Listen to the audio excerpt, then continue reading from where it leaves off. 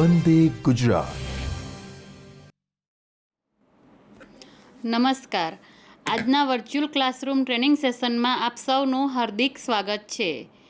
આજે હું આઈટીઆઈમાં ચાલતા એલએસીપી ટ્રેડના અંતર્ગત ખાતર લેસન વિશે આપ સૌને તાલીમ સહ માર્ગદર્શન આપીશ. ઇન્ટ્રોડક્શન.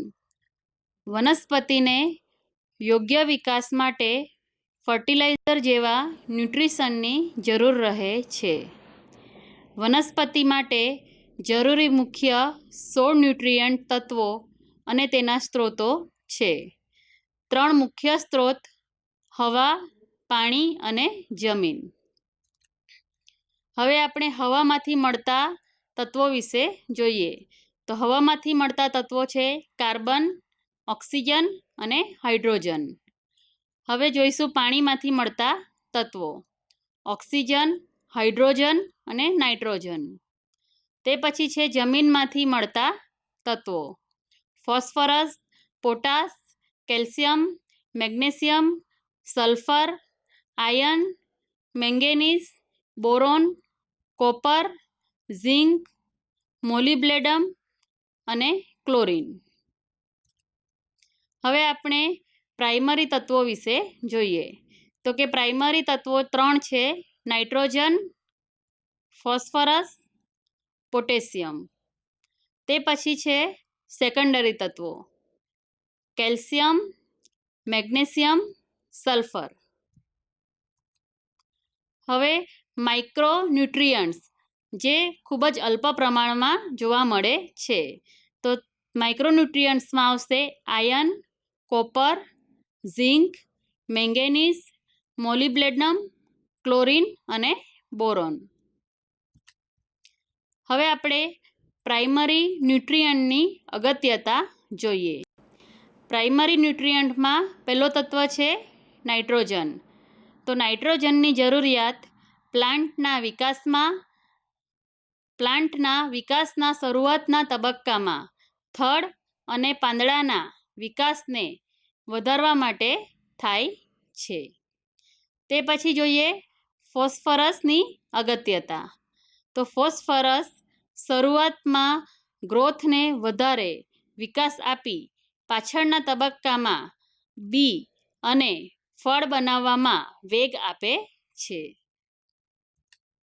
હવે આપણે પોટેશિયમ તત્વની જરૂરિયાત જોઈએ.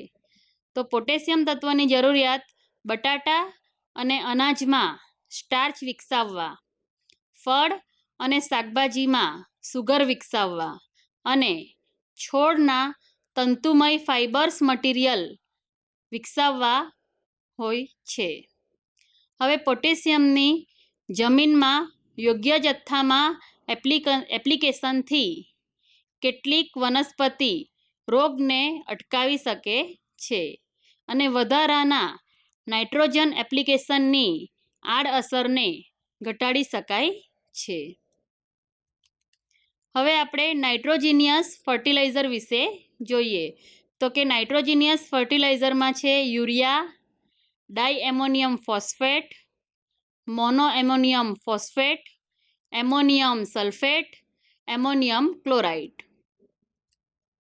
તે પછી છે calcium nitrate, potassium nitrate, sodium nitrate, nitro phosphate, ammonium nitrate.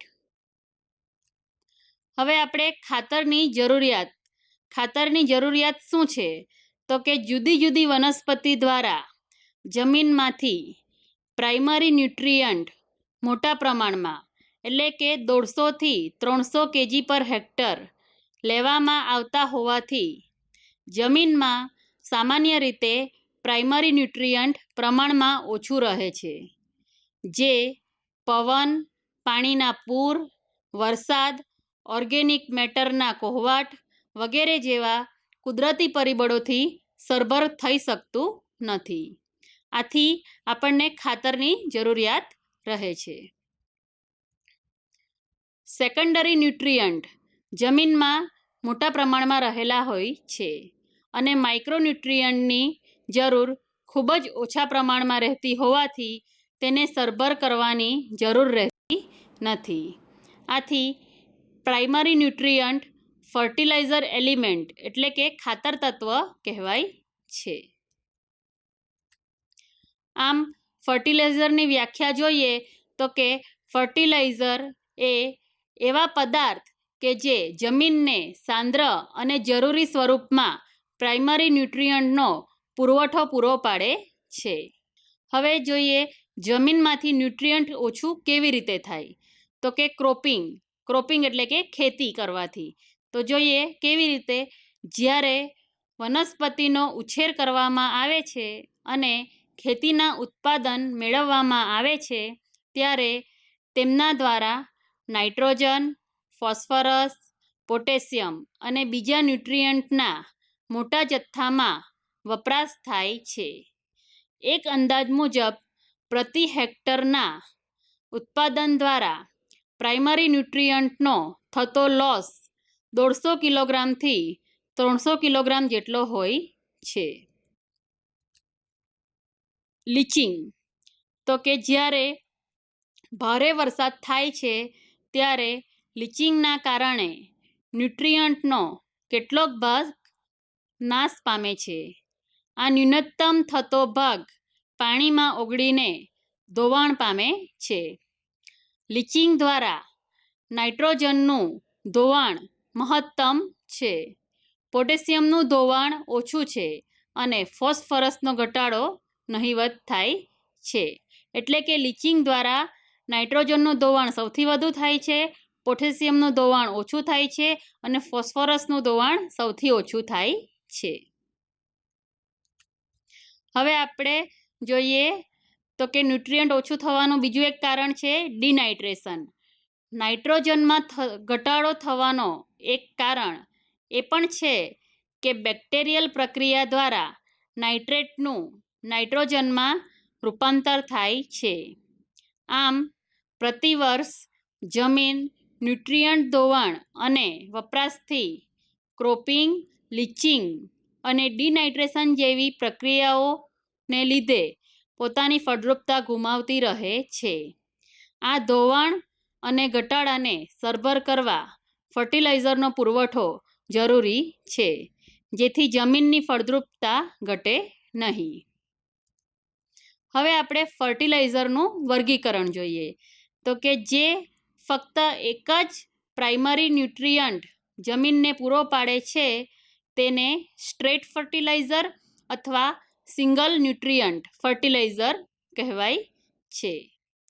એવા ફર્ટિલાઇઝર કે જે જમીનને એક કરતાં વધુ પ્રાઇમરી ન્યુટ્રિયન્ટ પૂરા પાડે છે તેને બેલેન્સ્ડ ફર્ટિલાઇઝર અથવા મલ્ટી ન્યુટ્રિયન્ટ ફર્ટિલાઇઝર કહેવાય છે.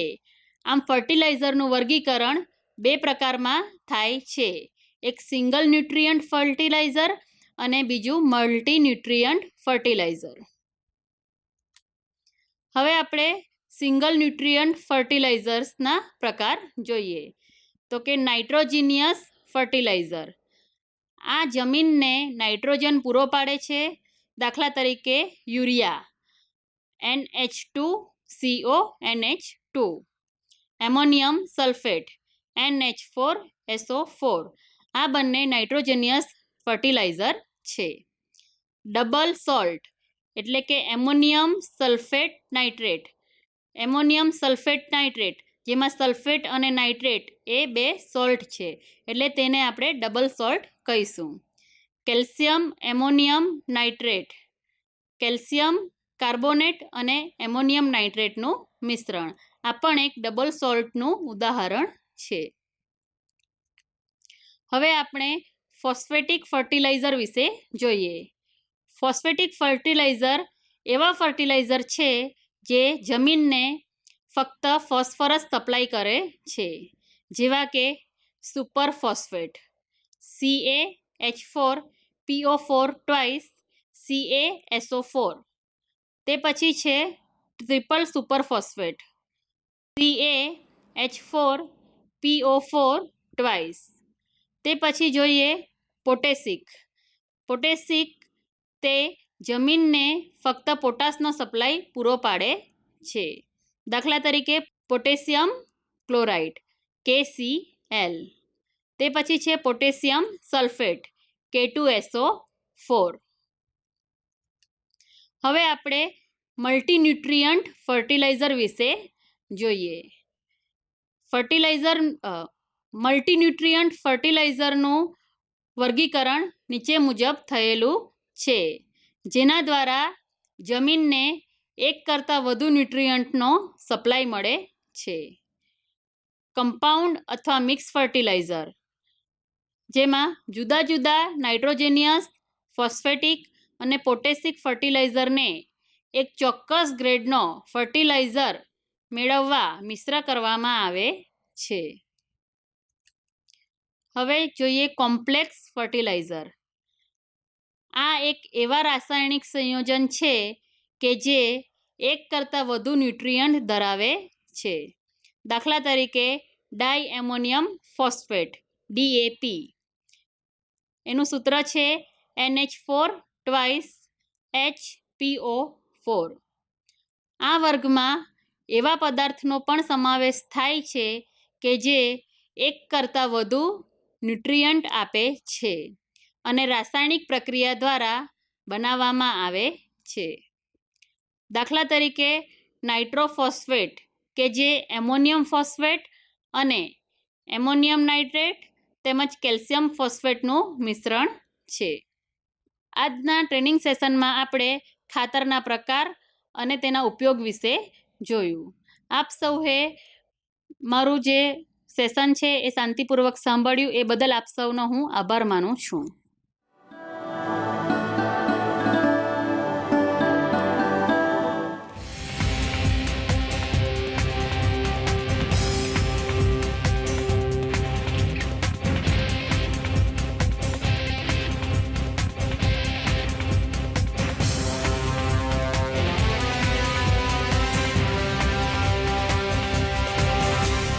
વંદે ગુજરાત.